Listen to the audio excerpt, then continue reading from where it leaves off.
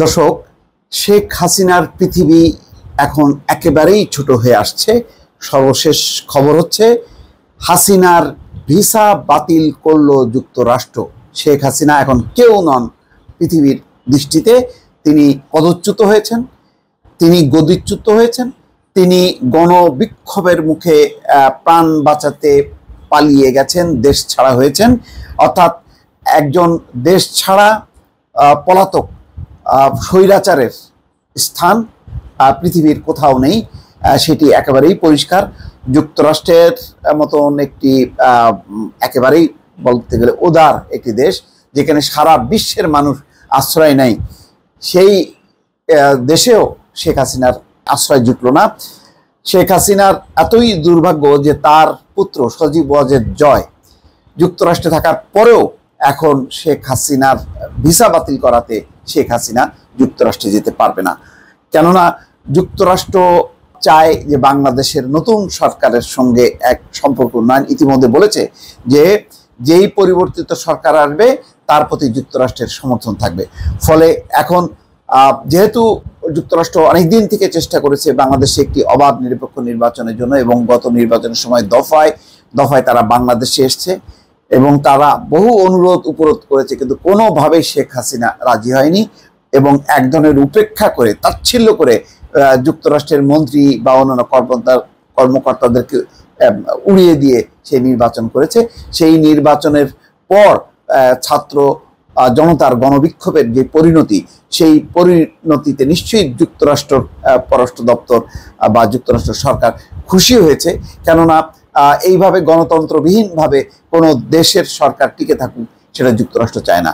যার কারণে আজকে দেখেন হাসিনার ভিসা বাতিল করলো যুক্তরাষ্ট্র, এই খবর। এবং এর আরও কারণ আছে, কেননা শেখ হাসিনা গদিচ্যুত হয়েছে এমন একটা ইস্যুতে, সেটি হচ্ছে কোনো ভোটের বাতিল বা অন্য কোনো দাবি না, একটা রীতিমতো গণহত্যা। তার বিরুদ্ধে বাংলাদেশের ইতিহাসে সবচেয়ে বড় গণহত্যার অভিযোগ। তো সবচেয়ে বড় গণহত্যার অভিযোগে অভিযুক্ত কোনো ব্যক্তিকে যুক্তরাষ্ট্র কেন, কি কারণে আশ্রয় দেবে? দর্শক বোঝেন, যুক্তরাষ্ট্রের নিজস্ব তো একটা ফরেন পলিসি আছে। তাহলে তো বিশ্বের বিভিন্ন দেশে যারা যে স্বৈরশাসকরা গণহত্যা করে, তাহলে সেই গণহত্যা করে যুক্তরাষ্ট্র আশ্রয় নেবে। যুক্তরাষ্ট্রের তাহলে আইন প্রণেতা, যুক্তরাষ্ট্রের যে সরকার, তাদের বক্তব্য কী থাকবে? তারা কি জবাব দেবে? তাদের পার্লামেন্টে যখন নাকি সংসদে প্রশ্ন উঠবে যে কেন গণহত্যার দায়ে অভিযুক্ত ব্যক্তিকে যুক্তরাষ্ট্র আশ্রয় দিচ্ছে, তখন তো কোনো জবাব থাকবে না, এবং সেই সরকার এই বদনাম, এই দায় কোনোভাবে নিতে চাইবে না।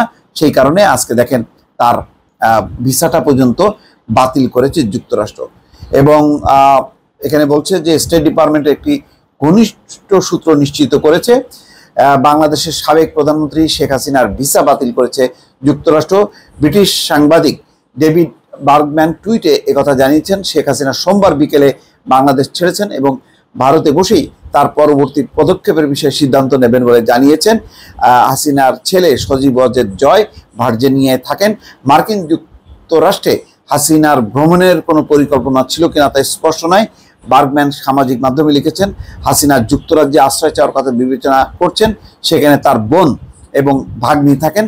হাসিনা যে পদ্ধতিতে ব্রিটেনের কাছে আশ্রয় চেয়েছেন, অভিবাসন আইন অনুযায়ী তা সম্ভব না। ওই পদ্ধতিতে কাউকে আশ্রয় দিতে পারে না ব্রিটেন। নিয়ম অনুযায়ী যাদের আন্তর্জাতিক নিরাপত্তা প্রয়োজন, তারা দেশ ছাড়ার পর প্রথম যে নিকটবর্তী নিরাপদ দেশে পা রাখছেন, সেখানেই আশ্রয় চাওয়ার কথা। সেটাই তার নিরাপত্তা পাওয়ার দ্রুততম রাস্তা। এক্ষেত্রে ভারতের নাম উঠে এসছে। তবে হাসিনার কাছে একটি ভিসা থাকতে পারে যা তাকে যুক্তরাজ্যে ভ্রমণের অনুমতি দেবে, কিন্তু যুক্তরাজ্যও বলেছে যে তাকে রাজনৈতিক আশ্রয় দেবে না। হয়তো যদি ভিসা থেকে থাকে, সে হয়তো একটা স্বল্প মেয়াদে একটি নির্দিষ্ট সময়ের জন্য অবস্থান করতে পারবে। দিল্লিতে যেমনটা হয়েছে, তাকে আশ্রয় দিয়েছে, আশ্রয় দিয়ে এখন ভারত সরকার বিপাকে পড়েছে। এবং ভারত থেকে যে সংবাদদাতা বলছে যে গলার কাটা হয়ে দাঁড়িয়েছে, কেননা শেখ হাসিনাকে ভারতে আশ্রয় দিয়ে বাংলাদেশের সাথে সুসম্পর্ক এবং সম্পর্কের উন্নয়ন ঘটানো যথেষ্ট ঝুঁকিপূর্ণ এবং কষ্টকর হবে। ভারতের অনেক স্বার্থ বাংলাদেশের সঙ্গে জড়িত। শেখ হাসিনার সময় তাদের আদায় করা এই স্বার্থগুলো এখন রক্ষা করাটাই হবে ভারতের মূল লক্ষ্য। শেখ হাসিনাকে আশ্রয় দিয়ে ঝুঁকি নেওয়ার অবস্থানে ভারত নেই এবং ভারত জুড়ে বাদ প্রতিবাদ চলছে।